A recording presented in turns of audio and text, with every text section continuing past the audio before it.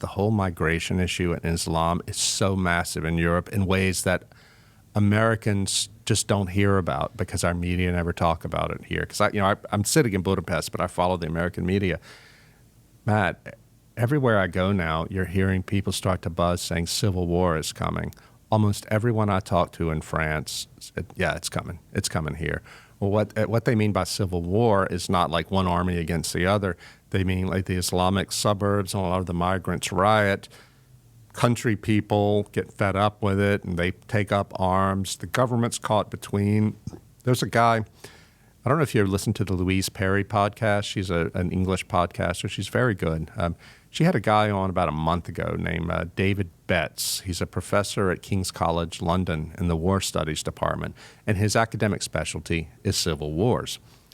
And he gave this it's absolutely chilling because he was so level and serene analysis saying of why the UK is headed inevitably to civil war.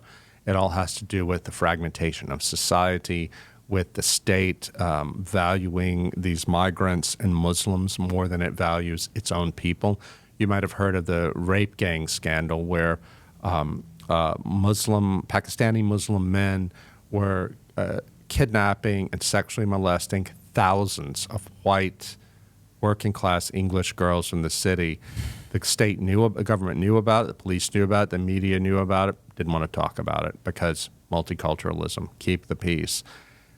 Betts says that everything that the current Labour government in the UK is doing is out of a textbook to start a civil war, to inflame the populace, the native-born English so much that they rise up not against the Muslims and the migrants per se, but against their own ruling class who've allowed this to happen. And Betts says in that podcast, he says, don't think, English listeners, that you can go to Europe to escape this. The same conditions exist in most every Western European country. Not in Hungary, Poland, Eastern Europe, because they've been much stronger in keeping migrants out. But it's really true. And this is one thing J.D. Vance was trying to talk about. And the media over there in Europe and our media want to suppress talk of this. And I'm not talking as a conspiracy theorist. I mean, the statistics are overwhelming. They want to suppress talk of this for the reason that we don't want to encourage the right-wing nuts. You know, that's what I saw when I moved to Dallas after 9/11. When we moved down there, I was at the Dallas Morning News, and I knew a lot about Islamic extremism. I'd educated myself after 9/11, and I get there, and there's a lot of it in North Texas. At least there was at the time. This was 20 years ago or so. And I would write about it, and I would get a lot of pushback in my newsroom from other journalists who were more concerned that some rednecks in Texas might think bad thoughts about Muslims than they were about the fact that there were some Muslims in North Texas who were radicalizing the young people. You know, it's just this, if we don't talk about it, it won't happen. But guess what? It's happening, but you have to tell the truth. I mean, just as you and I are talking, a couple of weeks ago in Italy, the top court there compelled the Italian government, to pay damages to 9 illegal migrants because the government delayed them by 6 days of making landing in Italy illegally. But that's how left-wing and insane the governments are. They're like, no, you have to pay for not letting these illegal migrants come in illegally sooner.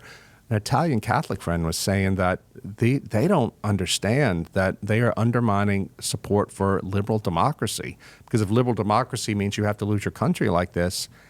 And I must say, Matt, that the church is undermining support for itself too. Pope Francis is like, fling the doors wide open. Well, of course we have to be charitable, but care for the immigrant, all of that stuff. But when you go into Paris and to all of the cities of Europe, and you see the chaos and the fear and the danger and the crime, and it makes me so angry. It makes people angry at church leaders who are practicing their sentimental humanitarianism on the backs of actual Catholics and others who live there, who have to bear the weight of the chaos and the danger. I have a Catholic friend, you probably know who it is, and who lives in Budapest, from Paris. I said, why did you move here? I mean, Budapest is a great place, but you're from Paris, and Paris is Paris. And she said, because here in Budapest, I can walk anywhere I want, even at night, without having to worry about being harassed or assaulted by migrants.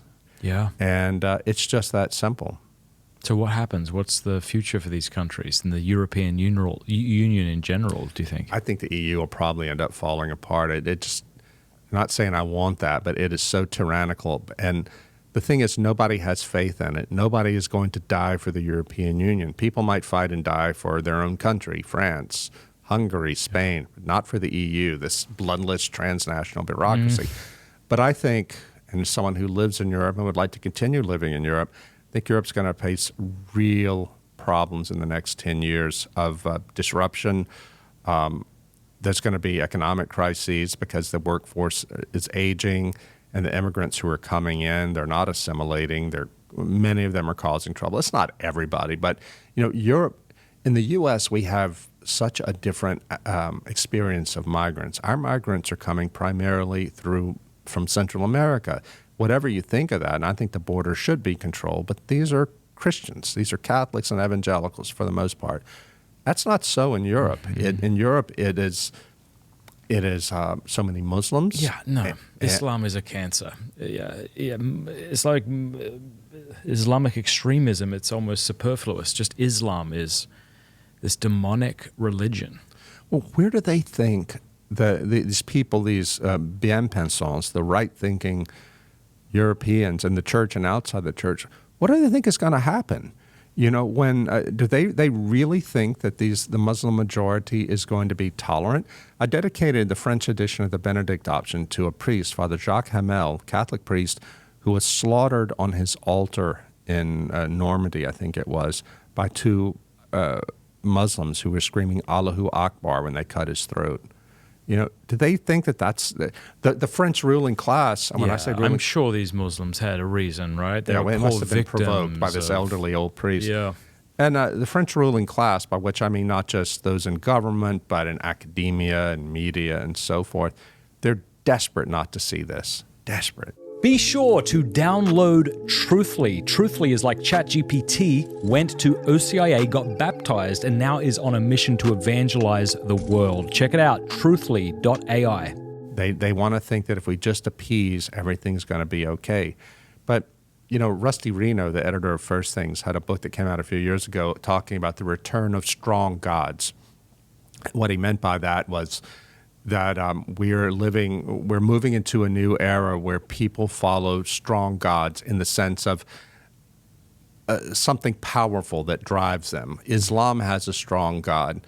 The Christian God is not strong in the sense that Rusty means. And I believe that if Europe is going to recover, it is going to need to recover a strong God. Not a God that is belligerent and wants to fight a crusade, but a God who will stand up for the faith, stand up for Christian civilization, and push back.